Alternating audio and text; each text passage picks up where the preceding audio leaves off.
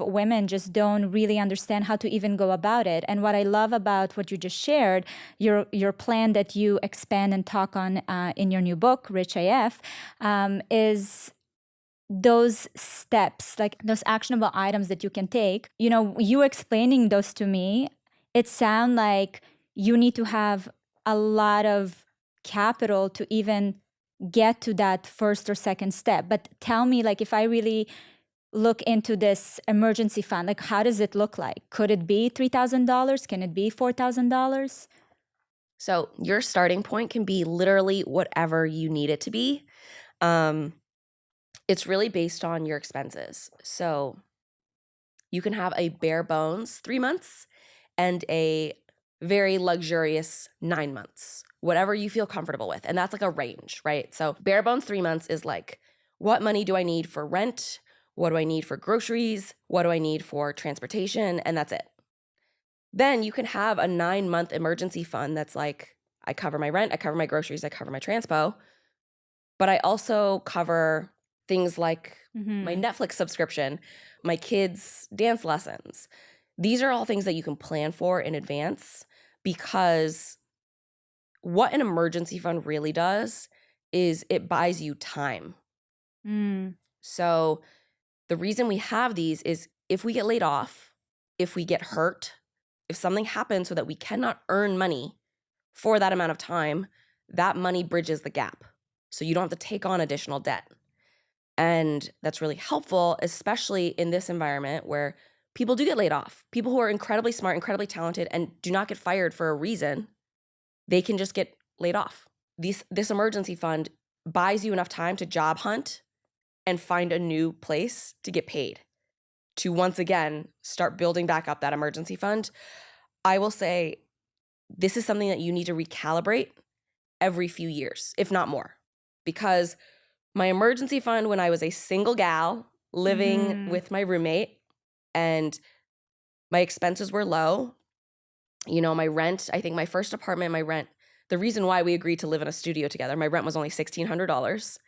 I was barely buying groceries because I was getting lunch covered for me at work. I was thinking about that guy. We're like, he paid for lunch. I would just have a small dinner, whatever. My other expenses other than that, I would say, were like a train ticket home for the holidays. And that's about it. Now I have a mortgage, and that's a little scarier than renting because that home can be repossessed. I have rent. So I have my mortgage for New York, my rent in Miami. I have more expenses now because I have a business. So like my business has its own separate emergency fund to make sure that I can keep making payroll. I've got, a partner. What if he gets out of work or like he gets laid off? I still have to be able to cover his food, his living, his stuff in the same way that he's probably thinking the same thing about me. Like, oh, if for some reason there's a lull in Viv's business, I have to be able to cover those expenses for her. And your emergency fund will likely get bigger as you get older, especially when you have kids, especially when you have a pet, especially when more and more people count on you. But whatever that means for you, change it every couple months, change it every couple years so that it fits your lifestyle. That emergency fund is not what you use to invest, right? No. That's a different, okay. No. I'm just taking it back. We have the basic, your bare bones, Yes. Correct? You have the emergency fund, and then you have the excess that you invest. Correct. So your emergency fund should be kept in a high yield savings account. It's basically a traditional savings account, but you earn more interest. Why would you not want more interest? Right. Imagine if I'm like, hey, Valeria, you can give me $100, and at the end of the year, I'll give you 46 cents, or at the end of the year, I'll give you $4.50. Which one would you want? The $4.50. yeah. Exactly. So it's the same thing with your bank, right? You are able to just get more interest at a high yield savings account than you would at a traditional savings account. And it's just a great way to make your money earn money for you and essentially keep up with inflation. None of that is to be touched for investing, because investing, we're doing it for the long haul. 85% of day traders lose money over a long-term period. Interesting. Investing is not the same as trading. We are not buying and selling things over a period of a day. We're not doing it over a period of a week, and we're not doing it over a period of months. Investing is for years. And there are less risky investments that you can invest in if your time horizon is 5 years. There are more risky things that you can invest in over 40 years, but the higher the risk, typically the higher the reward. So we have to be really mindful about timeline because it all comes down to this. It's not about money. Everything when it comes to finances comes down to time.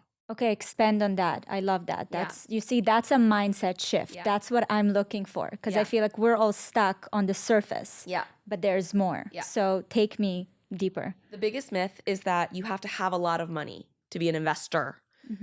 That's not true. Now, this is not the age of our parents' generation. You don't need hundreds of dollars, thousands of dollars to invest. You can start for as little as $1 because you are now able to buy something called a fractional share. So a share is essentially, I'm trying to like do this for the camera. A share is a teeny tiny sliver of a company, right? Or something. And a fractional share is a teeny tinier slice of that one share. And you are now able to do that. So is that a recent development or was that always around? I would say that's like probably in the past decade or so. But it means that if you want to buy something and the share price is $300, you can still buy it for $5 and you just won't have a full share. You'll have a fraction of one. And that's great. It allows you to get invested early and often. And that is the benefit because compound interest is the 8th wonder of the world. It's essentially saying you are able to use the money that you have to make you more money, and the money that you earned off of your money can then continue to make more money over time. So it's like an exponential growth curve, right? Everyone thinks that you need to somehow, I'm thinking of that Zach Galifianakis meme where he's like looking at all the math and the numbers and like be like a genius and like pick the perfect investment. That's not true. When I worked on Wall Street, hedge funds blew up all the time. They had a lot more resources and a lot more time and a lot more brains in this space working on this one trade idea than you will ever have access to. They still got it wrong. But it has been shown that if you invest in a diversified portfolio over a period of 40 years, the odds of you not losing money are greater than 99%. Those are not losing money, okay? Great odds. But the odds of you tripling your money is 95%. Right. Like, those are great odds. That is not gambling. That is making a calculated decision. And so my advice is that don't focus so much on the exact dollar value you have to put in. Focus on how early can I start, because the more time my money has to sit around to be invested, the more it can work hard for me. And sure, maybe you're listening to this and you're in your early 20s. You can only put in $5, $10, $20. Okay. Who's to say by the time you turn 30, you won't be making more at your job? You can then put in more money. Yeah. By the time you're 40, you can put in even more. By the time you're 50, you are just funneling money into these investments. And then that really sets you up for a really wonderful retirement when you turn 60. The reason why it's so important to invest early and often is because we're all chasing after something similar. It's how quickly can we get to our FU number? Should I break down what that is? Yes, please. I loved that whole FU part. So yes, please expand. So an FU number is exactly how many dollars you would need to have invested, earning you a return so that you could kick over your desk, tell your boss, F you, and never work a day in your life again if you don't want to. Yeah, it gives you choice. Exactly. Like, listen, when I retire, I'll probably still work. I'll probably sit on some charity board and like volunteer, whatever. But I don't want to just sit on my hands. But I don't think you have to work for money anymore. And your FU number is calculated by doing this. Close your eyes and imagine your perfect year. You get to live in the house you want to live in. You get to buy the food and eat the food you want. You even get to take a couple vacations. You maybe help your kids through school. You pay for... Close your eyes, guys. Yeah. You're able to fund Rover's heartworm medication so he can run around and, go to doggy daycare and do all of these things. Mm-hmm. What does that year cost? Everybody has a different number in their mind. Yeah. Okay. Then you take that number and you divide it by 0.04. That 0.04 represents 4%, which is a very conservative return on your investment. And you can get 4 to 5% right now at a risk-free high yield savings account. Mm-hmm. So you can get that. Odds are good you'll get more, but 4 is a conservative number. When you divide by 0.04, I love to joke, like for my friends who are not good at math, when you divide by a decimal, it gives you a bigger number. You will get a number, and that is what you will want to have invested so that the interest or capital gains or returns on your money are funding your lifestyle, and you will never need to work again. I love it.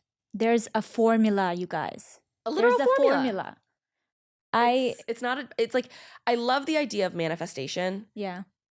But it's not just, please let me be rich. Please let me be rich. Mm-hmm. It's, what is the formula? How can I get there?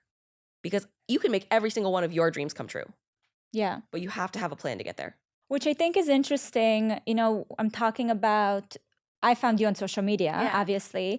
And, when I look at what social media represents today, because that is what the younger generation is exposed to, this is what we compare ourselves to. And we see so much content of 20-year-olds that are, being like, if you don't have a Lambo by the age of 22, you're doing it wrong.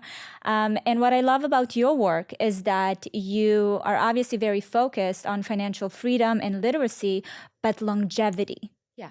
And longevity is a huge thing. And that's another thing that not a lot of us talk about, exposed to on a daily basis. So longevity is that formula. Longevity is to be able to work backwards from those numbers to be able to one day have that FU lifestyle, right? And I think there's something that, we don't talk about, especially when you have a career like you and me do. You don't get 40 years. Yeah. When you are a creator, when you are an influencer, when you run your own business, I'm sorry, but we haven't even seen the full life cycle of what an influencer is. But from what I've noticed, you get 5, maybe 10 good years where you can make a lot more money than the average job. But guess what? The average accountant works for 40 years. The average teacher works for 40 years. The average doctor, lawyer, firefighter, police officer, they work for 40 years. You and I and people who are running their own, brands, you have to make the same amount of money that you would otherwise have made over a lifetime in a shorter period of time. And it's not about getting rich, baby. It's about staying rich. Yeah. And if you are not being smart with the oodles of money you're making right now, you are going to wake up in 10 years and think, oh shit, where did all my money go? And what skills do I even have now?